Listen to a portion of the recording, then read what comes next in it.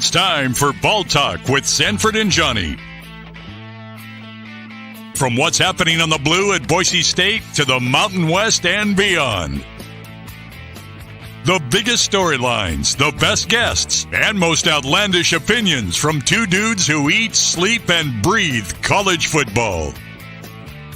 Today's broadcast is coming from the Cutwater Spirits Canned Cocktail Studios. Check out one of their more than 30 flavors of pre-mixed premium cocktails at your local gas station or grocery store. Cutwater Canned Cocktails is perfect for your next game day tailgate party.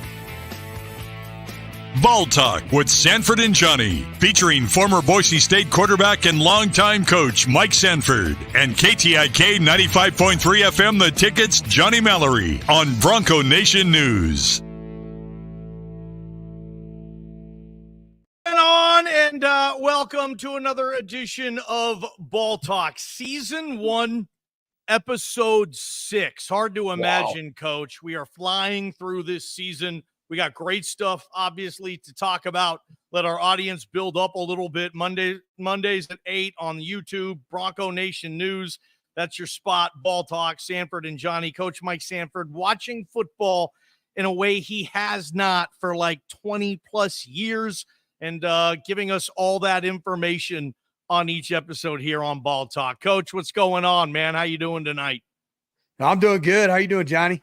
I'm doing really well, man. It's been a long day. It was a long weekend, huh? It was. There's a lot of football, man, and I had a lot of softball too. I'm a head coach of my daughter's 14 and under softball team, and you know we're at the top of the standings. I think we're in third place right now, tied for second, if you will. So I like where we're headed, but you know I was able to get the Boise State game in the morning. Bronco Nation, we finally got our W. We're 1-2. We're on the left side of the column that matters. And hey, I was a little nervous going into that game. Any team that comes from the state of North or South Dakota into your home, on the road as an FCS upset kind of bid, it's always a little bit of an uncomfortable game. And we felt that a little bit, but I was proud of the way that those guys, really were resilient to fight off a very, very, very, I'd call them just a scrappy FCS team.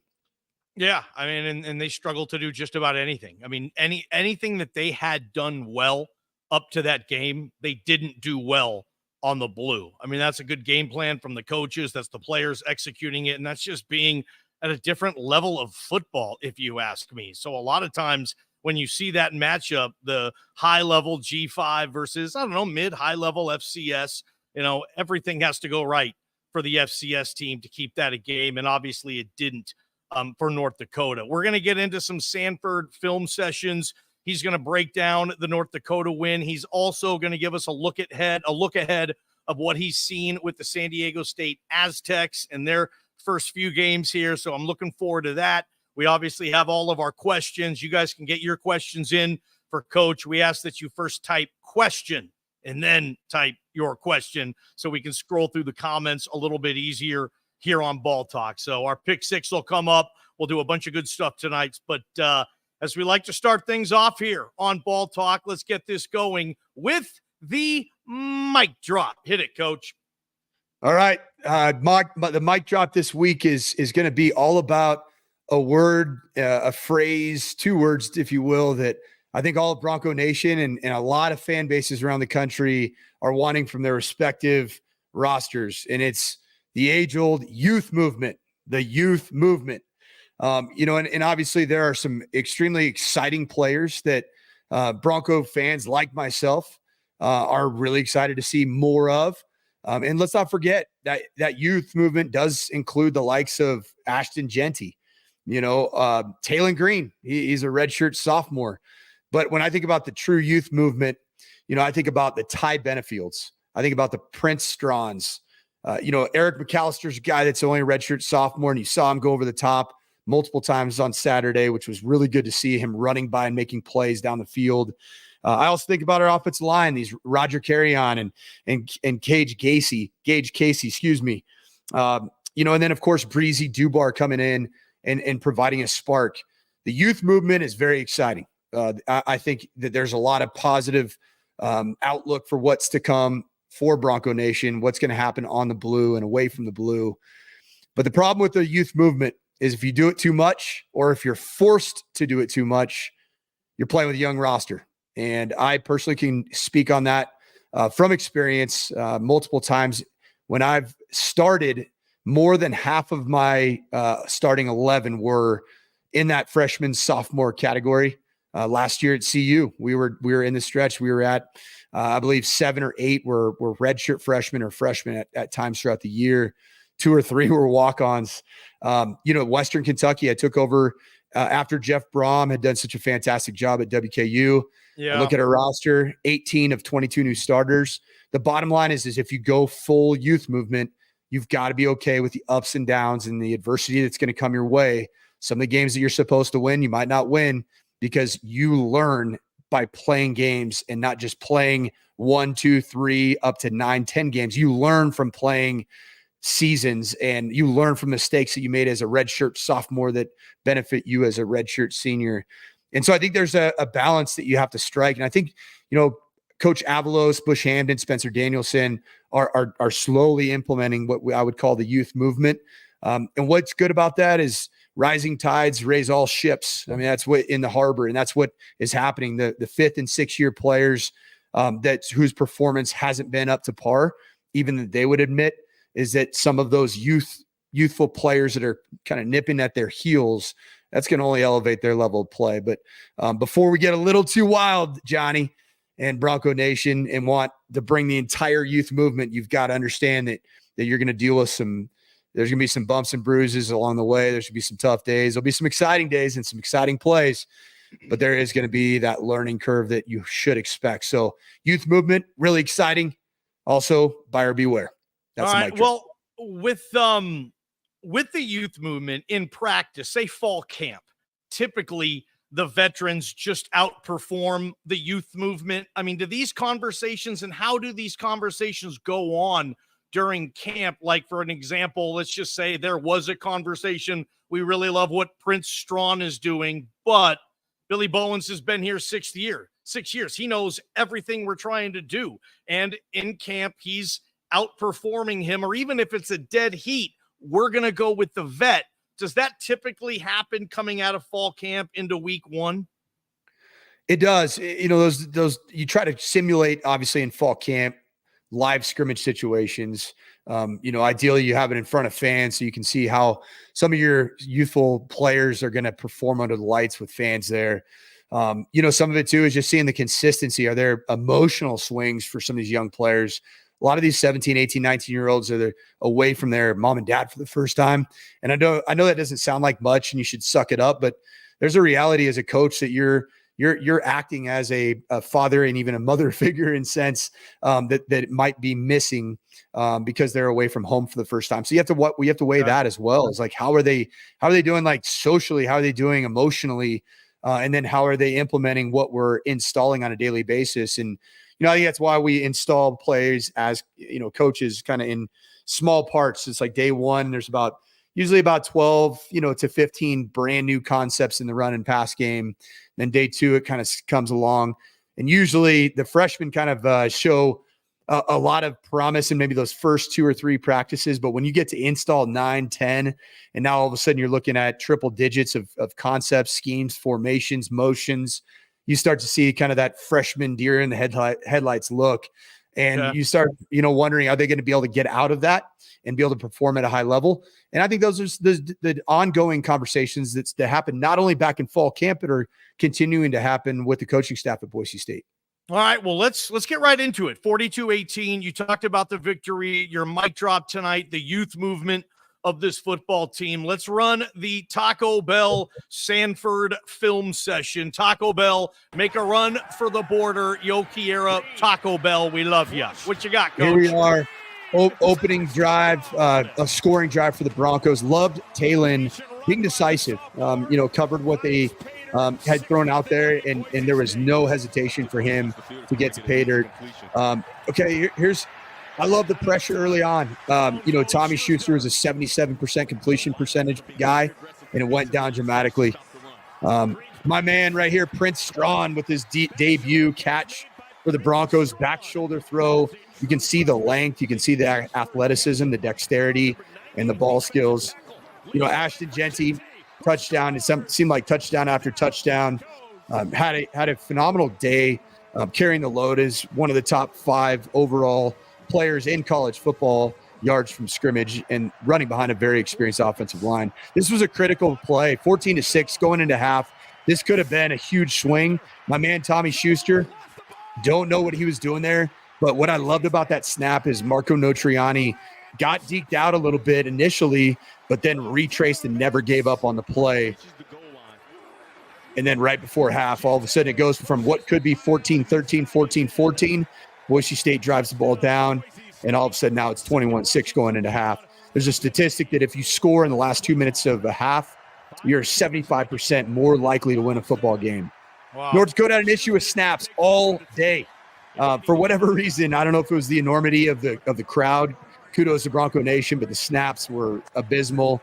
Tommy struggled with this.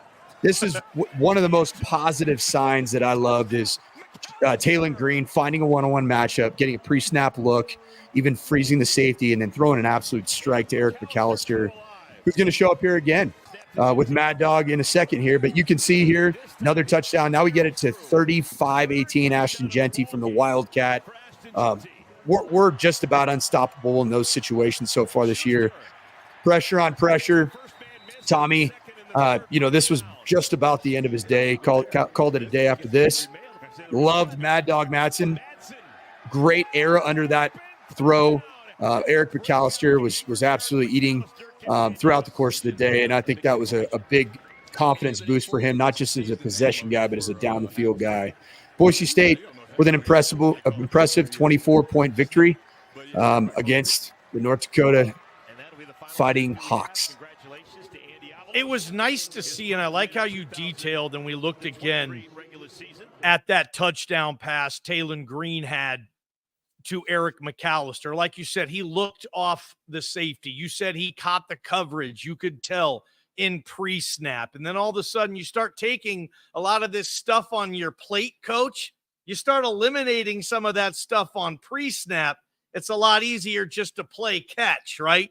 And TG10 and Eric McAllister have played a lot of catch together. So it was nice to see that. And Mad Dog, I'm going to start there and we'll get back into some operating pre-snap reading coverages. I really want to hit the chalkboard hard with you tonight, Coach. But Mad Dog, you were a 5-year backup in college. You played sparingly. You had to be ready to come. You lost a really tough quarterback competition in fall camp to a young sophomore. What Mad Dog has done in Seattle, and then you saw at home, like coming in there, operating the way he has, like backup quarterback to backup quarterback. What's he doing well? What's he doing that's impressing you? Well, I just love the way when he is getting his opportunities, it's not, it's not all about him. It's about operating the offense. It's about making throws. It's about extending the play if need be, putting his foot in the ground and getting vertical, getting yards. I think he's just operating at a really effective level. I think he's showing that he's more than capable of, in time, being a viable G5 plus type starting quarterback. Now, is he there right now? No. And we have an absolute specimen of a quarterback that has shown to me, as a guy that's recruited the position, developed the position, and moved 7+ players on to the National Football League at the position. Taylon has those attributes. And to say that we're 1-2 and let's move on from Taylon Green is bananas. And I saw growth from games 1 to 2. I would say was about even. But obviously game 3, it wasn't about playing North Dakota. It wasn't that we played an FCS team.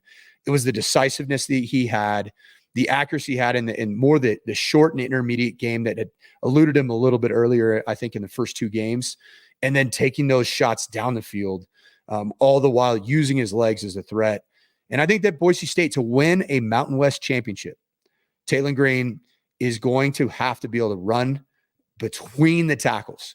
If teams are going to play wide, loose defensive ends, Taylon Green is going to have to put his nose down, put his face on somebody, and move the pile. Because I think between the tackles, that's where I believe that there could be a lot of benefit in the quarterback power read game, in the quarterback zone read solo game.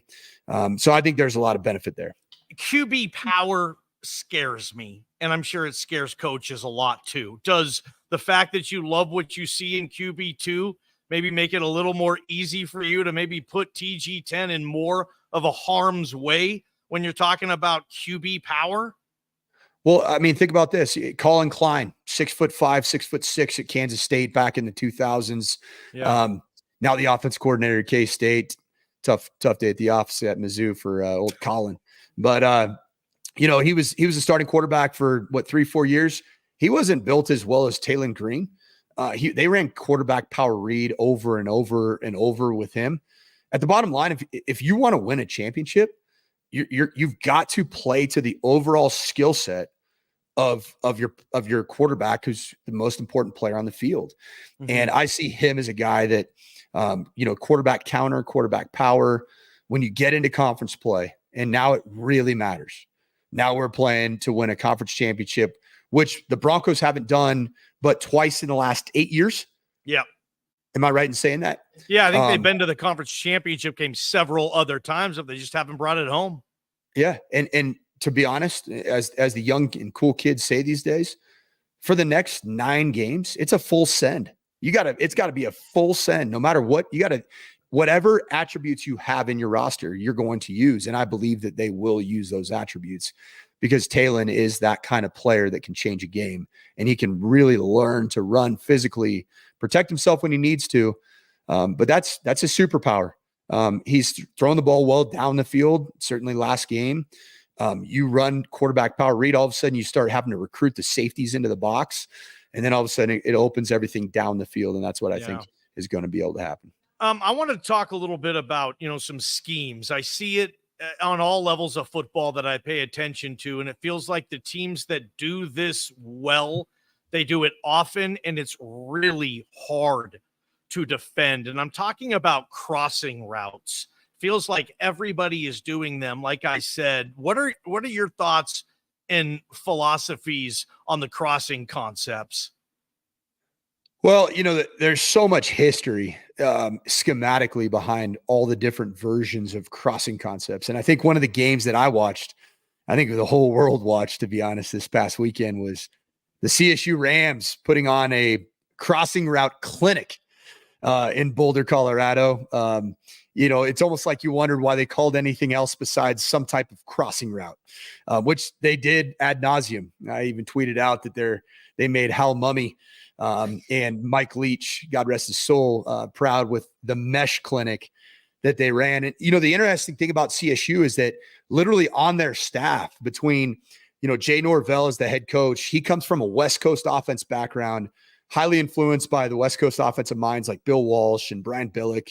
That system, the Bill Walsh's, that really he himself started with a concept called flanker drive.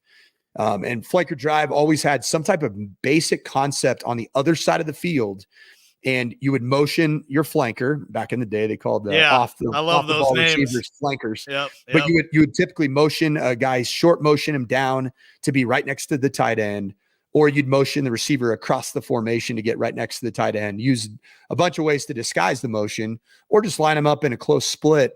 And then you would have the tight end run a wide departure basic cross, which is essentially a 12-yard in cut. So it's 12 to 14-yard in cut.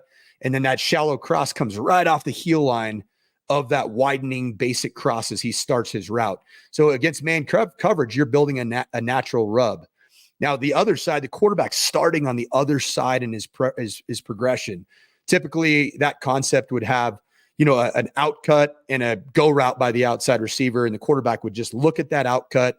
And if he didn't like it, he would reset his camera right inside to that shallow cross coming into his vision. He didn't like that, then he would just slightly reset his camera one more time right into that basic cross. And then you'd always have the running back checking down on a 2x2, which is 2 yards outside the tackle box, 2 yards away.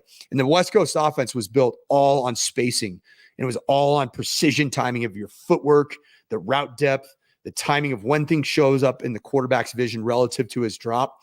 And that's what Jay Norvell came from that background. Well, the interesting thing about him is that his offense coordinator is Matt Mummy. His dad invented the dang air raid. This is a completely different type of crossing route. That style of the crossing routes is called mesh. Signal for a lot of people is just like so. The mesh concept. You can even grab your mesh shorts. That's sometimes a signal as well. But the mesh concept is now involving two shallow crossers coming, and you teach it literally in practice that as you're crossing, one guy's setting the pick and one guy's receiving the pick. Now, they teach it in a way that you actually slap hands as you go by that other crossing route to create friction. And where you're seeing so much of this being successful now, and I started seeing this 3-4 years ago, is defenses had to adjust to the RPO game. And so what they did is they started funneling everything back inside to the safeties, and they started playing what's called match zone coverage. I know it sounds insane, but typically in zone coverage, the linebackers, the nickel players, they're all like just spot dropping to an area and covering a flat or covering the middle hook, and the safety's the deep third, and the corners are playing the deep thirds. Match coverage has essentially, if those players go vertical, then the overhang players, which are the nickels, the outside linebackers, they're going to literally carry vertically and funnel everything with outside leverage back into that single high safety. Well, the problem with it is that you have a lot of communication issues when you have crossers.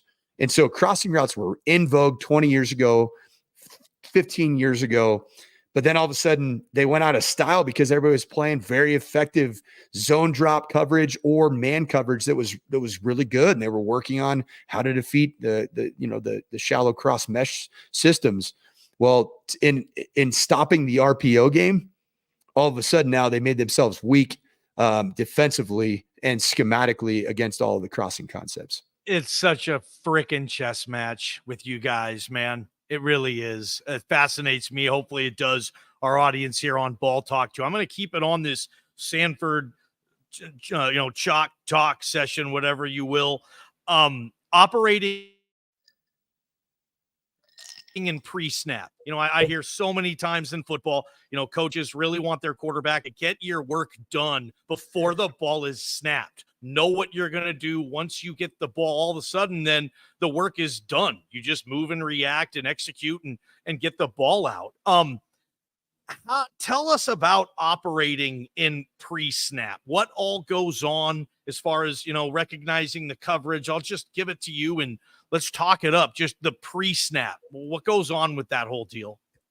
Okay. So in teaching quarterbacks, and I don't have a chalkboard here. That's why we didn't call this chalk talk, because I didn't want to lie to all the fans here.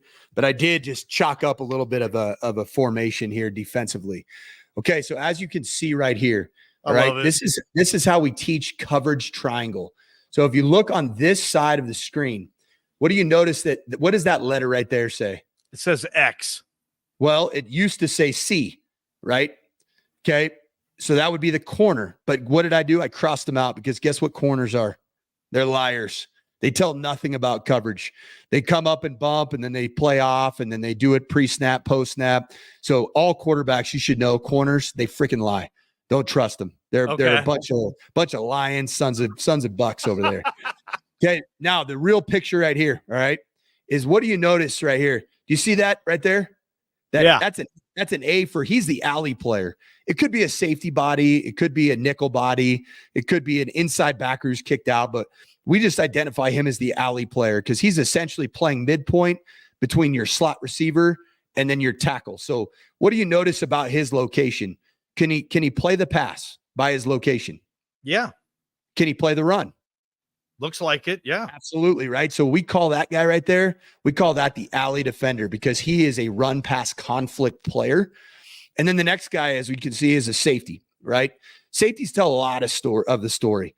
A lot of times I always tell quarterbacks, the boundary safety is a lot of times going to be the tell. How far off the hash is he? Because what happens is defenses like to show a too high safety shell, and then right before the snap, they try to rotate. They're pressuring somebody from the box, and then all of a sudden those safeties tell the picture. But eventually this guy's got to move. So there's a pre-snap and then an immediate reaction. This guy's leverage, the alley player, is going to tell you a whole lot about what's going to happen. I just talked about cover 3 match. If this guy's located outside of the number 2 receiver, he's going to try to funnel it back inside to the safety, which oftentimes means there's some type of single high coverage, either cover 1 or cover 3 match. And then the last guy in here is the Missy. Okay. The Missy's your basically what we call the inside backer, the Mike linebacker, but he completes what I call this coverage triangle. And the contour of that triangle changes pre-snap, and you can tell a whole lot by the contour of that triangle. So this Missy, right? If he starts walking outside of the box a little bit, that means that this alley player's probably going to be coming on a blitz because the Missy's got to go cover, or this safety comes down and caps it. And then this Missy starts jumping into the box. That's another tell that the alley might be coming. So there's a lot that can be taught. And we spent literally at CU last year, we had an incredibly young team. We spent 5 weeks when I first got there teaching football to every single offensive player. We literally called it football school for 5 weeks. And we had 1.5-hour sessions, and we taught the offensive line coverage triangles. And just hearing from some of those offensive linemen, their understanding of where blitz keys were coming from were so much more expanded because of them understanding the safety's alignment relative to the alley player and then the Missy. And we just, it was obviously at times for us to teach. And that's the thing I love about football is teaching. And I hope somebody out there followed me on that coverage triangle explanation. How often does a quarterback come to you on the sidelines, whether you're in the booth as a coordinator or down as a head coach or coordinator, and he says, "Coach, I didn't recognize the coverage," or you said that they were clearly in whatnot, and you operated as if they were in whatnot. What happened?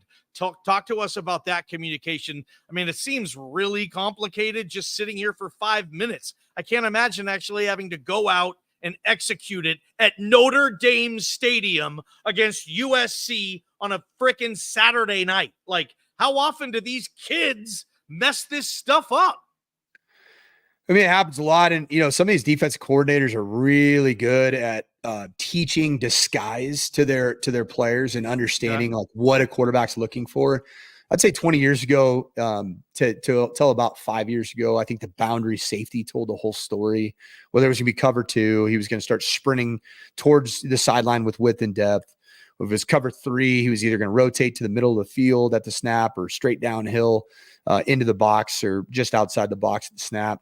But defenses got so good at disguising coverages and messing with the quarterback, giving false key. And obviously we even talked about tempos about 2 or 3 episodes ago, the false cadence and then everybody looking to the sideline. Coordinators, I know I called a whole 2 years worth of offense, in the Big Ten, where it was all quarterback false cadence, look to the sideline, and it was all on me to see it, and so I had to be on my P's and Q's. And you play against a team like Iowa with the most unbelievable defense that I've ever played against. And it's simple, but yet their disguises are so stinking good. Wow. And you get to a point where your eyeballs literally just fall out at the end of the week because you're finding you're looking at which foot is up, the left foot or the right foot with the field nickel when he's 1 yard outside. It gets to the point where it's absolutely ridiculous. So that does happen. There are coverage issues. Now, when there are coverage recognition issues at quarterback, I always revert to pure progression reads, which mean that the quarterback literally in that concept, you build a concept where the quarterback truly goes where his feet and his eyes start in the same place on that same concept every time. And it's as simple as, is 1 open? No, I'm going to progress over and my feet are going to move over. Is 2 open? No, I'm going to move over to 3. And that's a way that you can get quote unquote full field reads without having to have a level 500 coverage recognition game at the quarterback position. You've put 7 kids into the NFL, guys that you've directly coached or head coached, and you've obviously done well with the position. How much do you want to put on a kid's plate? And I totally get it. It depends on a million factors, but what are some of those factors? And give me an example, maybe of a quarterback you've had or a couple of quarterbacks where, maybe he checked out of 40% of your play calls, 50% of your play calls, and you were okay with it because you would have checked out of them too. Tell us some of those stories, man. Well, Andrew Luck would go into a game and 97% of the plays that we called, he would have the ability to get to 3 options, and he would do that at the line of scrimmage, a complete I mean, he's a Bill Gates, Mark Zuckerberg, Elon Musk at the line of scrimmage, just like a complete, just blows your mind with his intellect and his ability to get to things that you like, wow, how did he get there? Jordan Love was so unique in a different way. So Andrew Luck with this extremely verbose offense and with all the checks and kills and cans and alerts all built into one call and getting to it and then re-echoing it to the offensive line. Jordan Love was so good with seeing space, right? Feeling space in the pass game. He would just see something, maybe just a quick little tap on the palm, and all of a sudden we're running, a completely different concept than I called. And I was one of those deals where it was the first time I'd really called a game like that, where the quarterback, I gave the quarterback the autonomy to just get to what he wanted at the line of scrimmage, and I'd be watching the concept that I called for. And then all of a sudden I look up and I'm like, well, it's a touchdown on a corner route. I called a post concept and here we are. Yeah. Good job, Jordan. And then of course, when it doesn't work, you're looking at him like, man, I called the right one the first time. Yeah. It's the back and forth of coaching. And, Grant Hedrick was a guy that was so well programmed. Like Niner was the guy that you programmed him, and he was just so perfect in his progressions. Like it was just, his feet were perfect. He'd get from 1 to 2 to 3. He was a joy to coach because I felt like if I called a play. Yeah, real quick. I want to get back to Niner, but I've asked you this before. Or I want to ask you it publicly. Maybe I have. I mean, could Grant Hedrick have started at quarterback for Mike Sanford at Notre Dame and had taken you to a Fiesta Bowl like you went to in 2015 with Hedrick? Was he good enough to be Notre Dame quarterbacking good in college and get to a Fiesta? Here's how I'd answer that. It's really challenging to say in 2015 because Malik Zaire started the year off and set like all-time records in Notre Dame Stadium in his first start, and was a monster running the football, big, strong, physical cat. And then Deshaun Kaiser comes in after Malik Zaire breaks his ankle, and he goes on to be essentially a top 2, first pick of the second round. So that's a hard question. However, it was interesting. We had an absolutely loaded quarterback room, and Coach Kelly comes up to me in his Boston accent. He goes, "Hey, Mike, I want to recruit a guy. It's kind of like a really, really high level, like one of those guys you watch on the Mac, and he just goes out and just does everything right. Maybe he's not 6'5", maybe he doesn't run a 4.3. He's like, just get me one of those guys." And I'm like, oh my gosh, I'm going to go out and find the next Grant Hedrick. Yes. And his name was Ian Book. And his only other offers at the time, I had offered him at Boise State, but at that point in time, when I offered him at Boise State, Ian Book had a University of San Diego offer and an Idaho Vandal offer. That was it. And he ended up being the all-time winningest quarterback in the history of Notre Dame football. So the answer to that is yes, Niner could have played it at Notre Dame. But back to Hedrick real quick. You were in the middle of kind of the chalk talk and what would go on and the responsibility you would lay on Niner. But you said sometimes he was such a robot and so programmed well that you have to kind of push that out of him. Like, Grant, you can run this stuff. This or. No, he was so meticulous and just his pre-snap, post-snap progressions. You got to a point where you just really trusted him. You really saw that, like, as I called the game, like I would know that Niner was going to literally go through exactly the way that I would see it from the box, and then it would happen. It was just glorious. Oh, that's gotta feel so good, man. It was incredible. And there's a lot of time. I mean, my mom, and she's been a coach's wife for years. She always calls these times in your coaching career the Camelot moments, dating back to the 1950s Academy Award movie.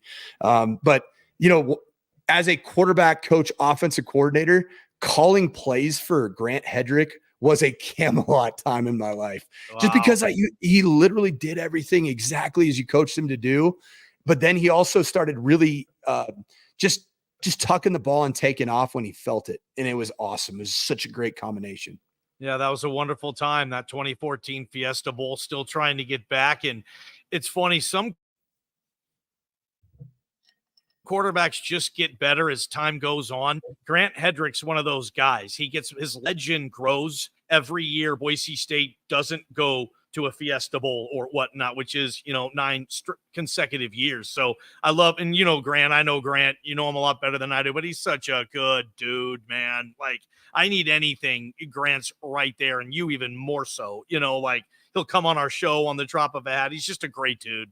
Big fan of Grant Hedrick. He's a stud. And while I was coaching him, I realized how special he was. It wasn't, and I had just come from Andrew Luck, Kevin Hogan at Stanford. Yeah. And those guys were fantastic. Kevin Hogan, the all-time winningest quarterback at Stanford, 2 Rose Bowls, or 3 Rose Bowls in his time as a starting quarterback at Stanford.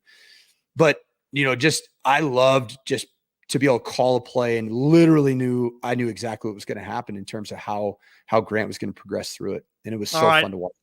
Just while we're on this, we're going to get to our Lithia Ford, Sanford, San Diego State breakdown. That's coming up. Sanford's got some cut-ups to kind of give us a peek of what we'll see on Friday night. But first, before mailbag, I just wanted to throw this one on here and ask you, Coach. We were kind of talking about this off the air. I basically asked you this same question. Ryan, let's give him some credit on this. The most challenging defense you've ever had to face as a coach, be it head coach or, let's say, coordinator. Best team you ever had to scheme against. Well, it's so interesting because schematically, just purely like getting pre-snap tells, the 2 hardest were honestly the 2014 San Diego State defense. Rocky Long is a savage of a defensive coordinator. I mean, an absolute savage. And anybody that comes from his tree, it's funny because Rocky didn't share all of his true secrets with his own assistants.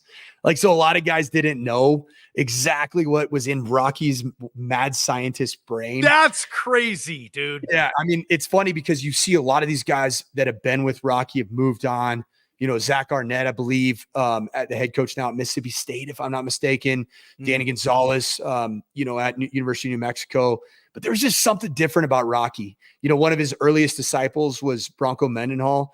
He was extremely challenging to prepare for. He used to do this thing where he would play 3 safeties, 2 corners, and they would line up all at the same depth at 12 yards. And until the snap, you didn't know what coverage because they would all either rotate down, one would go back, the 2 corners would come down. It was bananas. And they had it tied in with their blitz package. That all stemmed from the 3-down odd stack package of Rocky Long. But then Rocky Long, the sadistic jerk that he is, he kept on evolving. He didn't just stay in the odd stack. And in the 5 across, he started playing a lot more 3-4 with insane pressures that you couldn't see coming. And there's literally at the snap, there's freaking Aztecs that I couldn't even see them on the blue field from the box because they blended right in, and there's guys going, all over the place. And I'm sitting there like, man, I just got to call a play. I'm not going to be able to get the perfect play call on against this defense. I just got to go let the guys play. But then I think from a standpoint of combination of scheme, and talent, man, I would say, gosh, I think that some of those Ohio State defenses that I coached against while I was at Minnesota, Michigan with Don Brown, another just complete psychopath of defensive scheme. Like he's literally should be in the American Psycho of defensive coordinators because of so much shenanigans coming pre-snap. And these guys, man, they keep you up at night. You don't sleep well. You're mean to your wife when you get home. You kick your dog, accidentally, it's tough, man. You get these defense coordinators, they're so dang just evil, and there's a few of them that I have a lot of respect for. I remember the 2014 Boise State hosting San Diego State. I was in the press box. You guys are down 20 or 21-0 at halftime, right? It was freezing cold. You come back. So you just basically said the story that Rocky Long kind of had you figured out in the first half. Luckily, like you said, he didn't have me figured out or Boise State figured out. The problem was I didn't have him figured out. That was the issue. I couldn't figure out this frigging guy that my dad coached against 27 years ago. I love it. What is going on? I mean, you came back and won the game, though. What worked? How'd you end up winning that game with your schemes and whatnot? What was kind of the well meetings like following that? Yeah, I mean, I think when you get into that spot as a coordinator and you're just like, man, what we game planned is just not great. You got to get back to let's run what we run. Let's get the ball in our playmakers' hands. We started finding some stuff in the quarterback zone read game, in the QB power read game, and got into some unbalanced sets, and it helped us out. Sometimes you just got to find that perfect formation that gives them fits, and in that case, it was putting essentially four wide receiver tight end body types on one side and then seeing how they adjusted to the open side.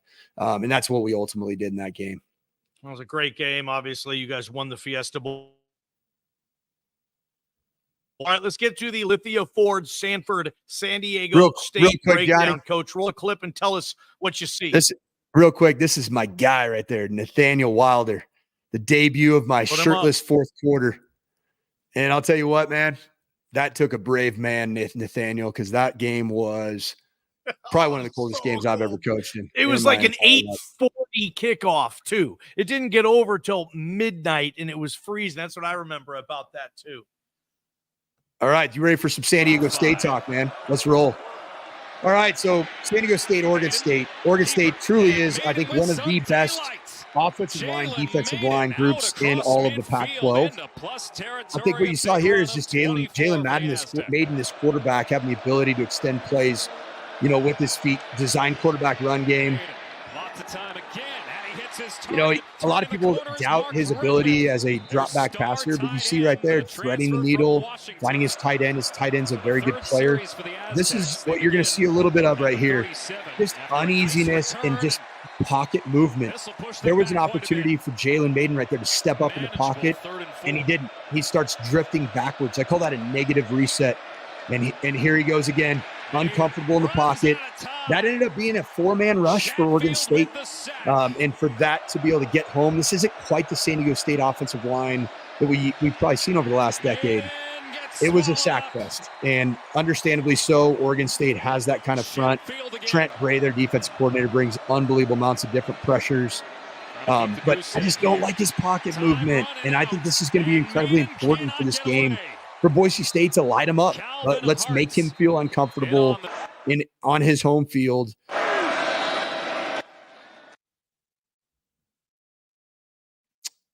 You got me, Coach? Yep. Yeah, I'm sorry. Yeah, I just saw right here that I got muted. Okay, so a little bit more Maiden. All right, so play action, rolling out, and this is where he can make hay. He's a big fella, weighs over 228 pounds, but he also can make you miss in space, and Oregon State has a very athletic back end. And then here you can see a little bit of Oregon State. I don't love the open field tackling on this particular snap. Team speed from San Diego State looks good. I'm not seeing the San Diego State defenses from a physicality standpoint, discipline of tackling, and the things that we're so accustomed to seeing with San Diego State. Quarterback run game. I think that there is opportunities in this game to run quarterback zone read with Talon. You see DJ Uiagalelei doing so. And then right here, deep crossing concepts. So there's shallow crossers like we talked about, cross-country routes. That's a Boise State staple there. It used to be called grid. You can see here just Oregon State continuing on their march. DJ Uiagalelei. This is my favorite play of the weekend. Big man touchdown. Early clip for the Piesman Trophy for the big man touchdown right there. That left tackle Joshua Gray. Love the misdirection. Perfectly executed by DJ Uiagalelei, and a walk-in for a big man. What a great day for him. But I had to show that clip just because I absolutely love when the big fellas have a chance to score.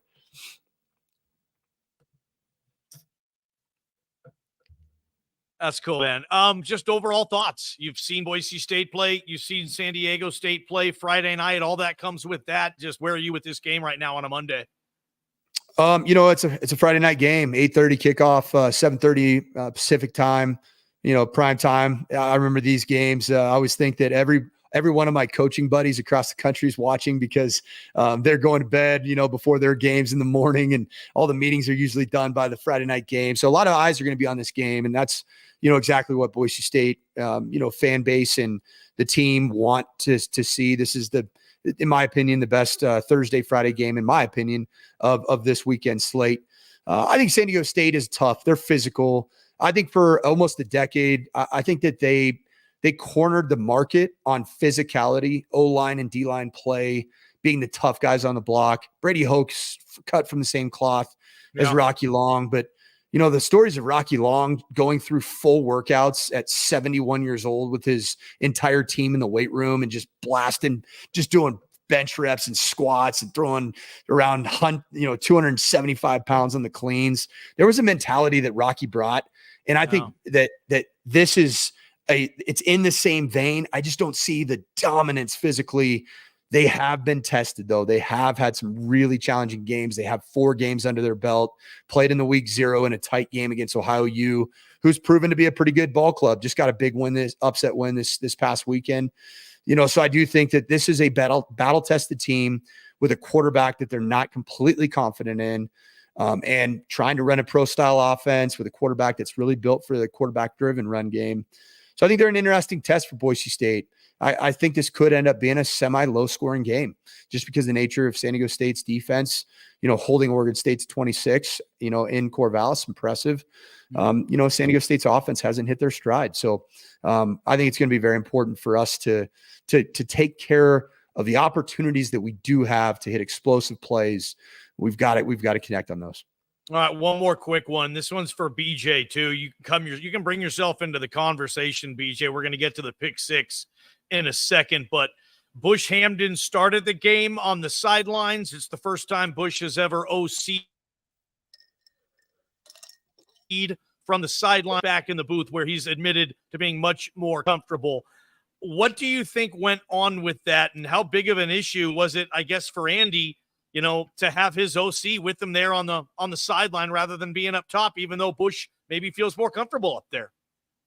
Yeah, I've done that myself. I was working for Gary Anderson as the offensive coordinator at Utah State. And, I think one of the things for me is as you can see, I talk a lot, I smile a lot, I run around, I jump around. I'm kind of a chaotic individual. And I think that, frankly, I think Coach Anderson, Gary Anderson, wanted my energy on the sideline when we hit a rough spot. And so, it worked out. I liked it. I hadn't called a game from the sideline except for being a head coach. And so I just wanted to bring that energy so those players could see me and feel me and understand my passion for what they're doing. And, it worked out for that season. We went on a nice run. And then even this past year at CU, I did the same thing. Obviously, it was kind of a forced deal. I went from being the offensive coordinator in the booth, to being down on the field and as the interim head coach and still involved in the offensive game planning and play calling, and I think that there was some benefit of having kind of that presence of energy on the sideline. And I can see that with Andy wanting Bush to come down to do so, just to bring that offensive synergy that may or may not have been lacking, or maybe it's just a chance to get a little bit more intimate and physically be by the side of your quarterback in between series. And I think that there's a lot of different things that factor into it. It's not, I think a lot of people are making a lot out of it. This happens across the country on a fairly regular basis. I got it, man. I'm the only one making anything of it in this whole town. BJ will tell you that.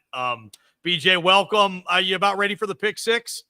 I am. Can you hear me pretty good? I don't hear myself. I'm coming in clear here on Ball Talk, BJ. Okay. I need the standings. By the way, shout out to Mike Sanford's barber. Ozzy is watching here. Love the show. My man Ozzy, he took my beard away from me a couple weeks ago. He looked at me a couple times like, "Hey, you sure? Are you sure you're sure?" And he took me down. So actual straight razor, with the he hit me like he got me so right there. That's him right there, Ozzy. One of the absolute best barbers I've had, and I've had a lot, as you guys know, because I've been all over the country. So that's my dog. That's my road dog. All right, we got to update the standings here. The Circa Sports Pick Six, again, sponsored by our friends at Circa Sports. Next time you're in Las Vegas. My camera turned off. I don't know if you guys can see me there. I don't know what happened. Can you still hear me? It says BJ's audio only. BJ, you've always had a face for radio. This works out perfectly, man. I guess so. I don't know what's going on. I'm kidding, BJ. You're a sharp, handsome young man. We'll just switch cameras, I guess. I don't know what happened. Thanks to our friends at Circa Sports for sponsoring the Pick Six. Next time you're in Las Vegas, make sure you check out Circa Sports Stadium Swim, the largest sports book in the world. So highly recommend planning a trip down there to Circa Sports. We're working on a BNN company retreat down there at some point here, guys. So we'll make that happen maybe. But all right, last week, Mike Sanford, you were feeling pretty good about yourself. You did a little talking last week, and you followed it up with a 1-3. Hold on. Talk to me. 1-3. So what games? I got you losing the Kansas game -28. They only won by 7. Never bet on the Jayhawks in All football. Right. Yep, that was bad. You did win the Penn State game. Penn State -14. They won by 17, 30-13. You had Kansas State -4.5, and they lost at the buzzer 30-27 on a 61-yard field goal. Drinkwitz went from almost getting fired for not knowing how much that the play clock was running down and making that a 61-yarder to him making a 61-yarder and bailing him out at the end of the game. That was a crazy finish. But and then you also had North Dakota State plus 20.5. Tough game. And the final score was 24, which you did call it about halftime, by the way. You sent a text to me and Johnny that the final score would be 24. And you were correct on that, but that doesn't count. You do go 1-3. You drop to 7-8. Talking about Johnny. I want to know what Johnny did.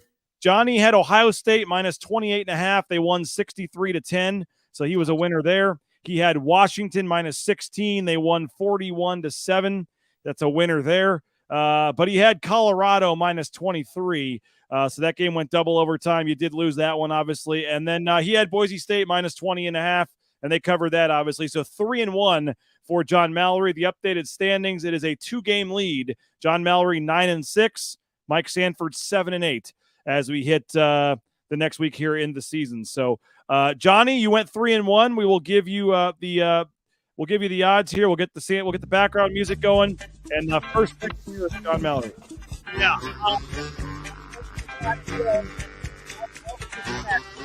Oregon State in Pullman to take on the Cougs. And it's funny because these two teams love each other right now. These guys are getting along really well, right? They're trying to stay together in the league. But Oregon State, a 3-point favorite on the road. Look, I like Cam Ward. I really root for the Cougs. I have my whole life. I like what Dickert's doing there. However, Oregon State's really good. They're getting the best out of DJ under center, and they're like Big Ten tough in the Pac-12. Very physical team. They're going to go into Pullman. They're going to beat the Cougs. Give me the Beavs -3. I love it. All right, Mike, where are we going for pick one? I got a Big Ten matchup in Michigan. Rutgers, the Fighting Scarlet Knights, the Greg Schiano culture coming into Ann Arbor, Michigan. And Rutgers they're 25-point dogs. I've watched some Rutgers football this season. I've been thoroughly impressed with their physicality, with their offensive firepower. I'm calling Rutgers to lose by less than 25 points. I got Rutgers with the points plus 25. Rutgers plus 25. Again, we're using the odds from Circa Sports. Next time you're looking for the updated odds, just check the Circa Sports app. Johnny, where we going? Pick 2.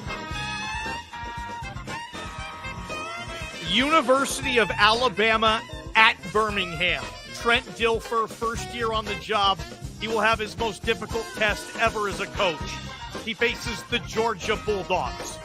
But the spread is 41.5.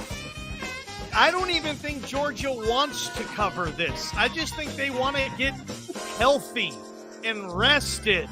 And South Carolina was a dogfight, pun intended, for Georgia last week. Yes, they're going to kick the shit out of UAB. They're not going to beat them by 42 or more points. Give me the Fighting Dilfers plus 41.5. UAB Blazers. I feel 2-0 already. A little bit of Wi-Fi issues, Johnny. You're coming in and out a little bit. But Mike, we'll go to you for your second pick here. Yeah, because I have 4K video and full-time Wi-Fi, baby. All right, we're going with the Houston versus Sam Houston State matchup. I don't know that there's been a newcomer to a Power 5 conference that's been more disappointing than the Houston Cougars. I think Dana Holgerson's on the major hot seat. I watched Sam Houston State in back-to-back weeks give BYU at BYU all that they could handle, and then give Air Force truly all that they can handle. This is a tough Sam Houston State team led by head coach Casey Keeler, former FCS Coach of the Year multiple times in both Delaware and at Sam Houston State. Sam Houston State now a full member of FBS, as a member of, I believe, Conference USA. And I'm going Sam Houston State plus 13, and I think they're going to actually beat Houston at Houston. Wow, going for the outright win. I'm calling for the spread, though, okay? I'm calling for the spread. It doesn't – plus 13, baby. Johnny, pick 3. That's what I love about Ball Talk. We're dissecting the Sam Houston State spread. Beautiful. I'll put a couple of bucks on that. Finally, for me, this seems too good to be true. It probably is. I'll probably lose this pick, but give me Tua, his little brother, and the Maryland Terps. They play Michigan State, man, and I'm thinking Michigan State might be better off just canceling the season. I'm kind of kidding on that, but it's almost embarrassing. I feel sorry for what's going on in that program. Maryland is undefeated. They're actually playing pretty good ball, and I only have to give 7.5 points. The Huskies obviously just gave Michigan State, and I do have the worst home beatdown like in school history. Give me Maryland minus 7.5 against Sparty. Johnny's the king of the emotional pick. He went against Hawaii after the wildfires in Maui. He loves going against the psychological thing, Johnny. That's big for you. We'll see if it pays off. Yeah, obviously now Mel Tucker's out of the job. But Mike, third and final pick here before we get to BSU. Well, to throw a little bit of I'm going to throw a little fuel on the fire for the matchup up in Pullman, Washington on the Palouse. Oh, I got a quick question for you, young Johnny. Who do you think looked better in the Mountain West? Colorado State or San Diego State? Colorado State. By how much? Significant. I agree. If you watch this past weekend's ball game, Washington State went into Fort Collins, mind you, with the initial starting quarterback, Millen, and essentially was winning by 30 the entire game. 30, 40 points in Fort Collins. We see that team 2 weeks later literally take CU to the woodshed, a team that had all the things going into that ball game. Conversely, San Diego State, Oregon State, kind of a slop fest. Very unimpressed with, San Diego State or Oregon State's ability to pull away from San Diego State. I'm going Cougs, and I'm going that they have +3, and I think the Cougs, they defend the Palouse, and they're going to defend Martin Stadium. I'm going Cougs big. There we go. I like it. Maybe we need a little high-tech going into the second game there for that one. You guys are going directly against each other. Okay, we're going to go to the Boise State game. By the way, since I know Kansas is horrible against Nevada, they're -8 against BYU. BYU's first game in the Big 12. You don't go into Lawrence, Kansas for your first ever Big 12 game. Take KU -8 all day. They're not having 2 bad games in a row. I love KU to cover big. I know it's my show or my KU by double digits, guaranteed. Okay. All right. So did you watch BYU go into SEC country on the road at Arkansas and handle Arkansas this past week? I saw the score. I did not watch it, but I did see they won. It was a nice victory. But again, you don't go into David Bush Memorial Stadium in Lawrence, Kansas out of there to win in the first ever Big 12. All right, the spread opened at 8. Circa Sports, it is down to 7 right now. We are going 7-point spread on the Circa Sports app.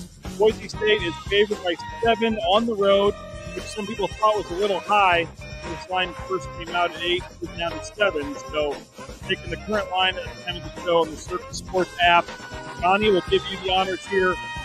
Which side you going in the Boise State San Diego State? I'll take San Diego State +7. Okay. Yep. Short and sweet. All right, like the analysis there. All right.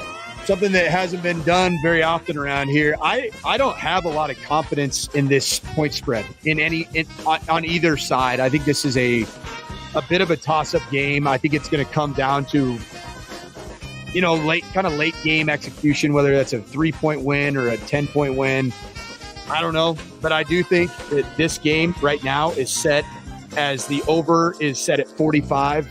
I'm taking the under on that. I think this is going to be a low-scoring affair on a Friday night. Wow, okay. Sanford went with the under. Okay, that's cool with me. Absolutely. 45 is the number. So under 45 on the over/under. So just to real quickly make sure we got the correct picks here on the captain's log. Johnny, Oregon State -3, UAB plus 41.5, Maryland -7.5, and San Diego State +7. You have a 2-game advantage over Mike Sanford, who's taken Rutgers plus 25, Sam Houston State plus 13, Wazoo plus 3, and under 45 points in the BSU game. So we'll see, Mike. You need a big week to get back on track here. So appreciate both you guys for making the picks. Again, appreciate Circa Sports. Check out Circa Resort Casino next time you're in Las Vegas. And a lot of good comments, a lot of good questions. This has been another very insightful show, guys. You guys are killing it yet again, Johnny. Appreciate it. We're going to get out right around 9 o'clock tonight, too. And for everybody who's watching this a little bit later, appreciate you guys tuning in as well. Monday nights, BNN Live or BNN Ball Talk, Sanford and Johnny. Well done, Coach. Appreciate you, man. And just to answer a couple questions here. Sure. Well, this one right here. Sorry about that. This one right here. I'm going to answer my man Sky Ship here. Why isn't Mike Sanford on the BSU coaching staff? Start the movement. Because I'm a media guy now.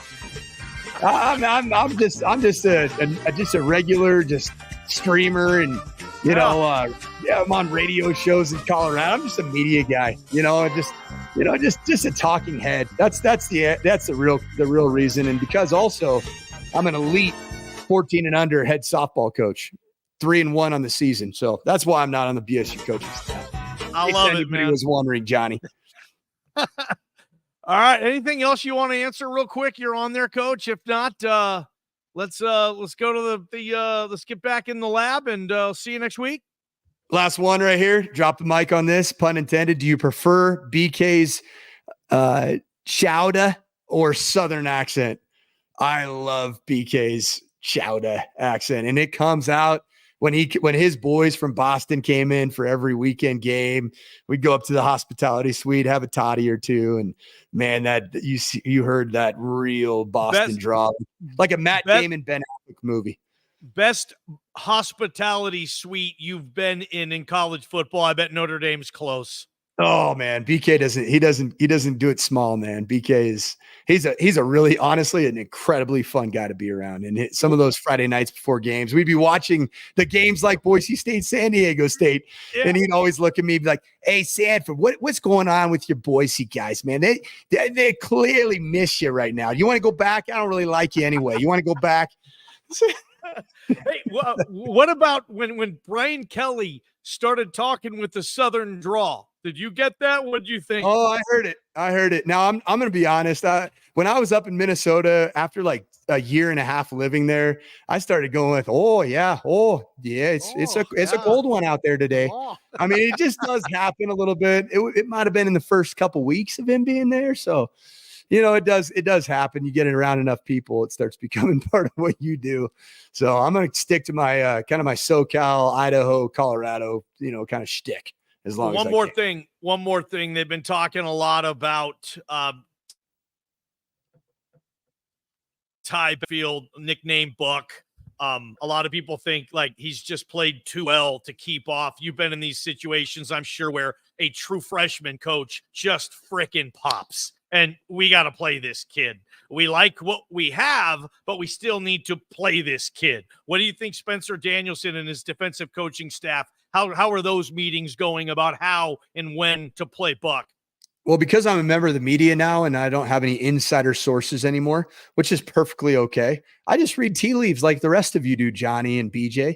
And I watched the press conference this morning, and I did see that both Coach Avalos and Spencer talked specifically about his preparation, talked about he's not your typical freshman for a guy who just got here months ago.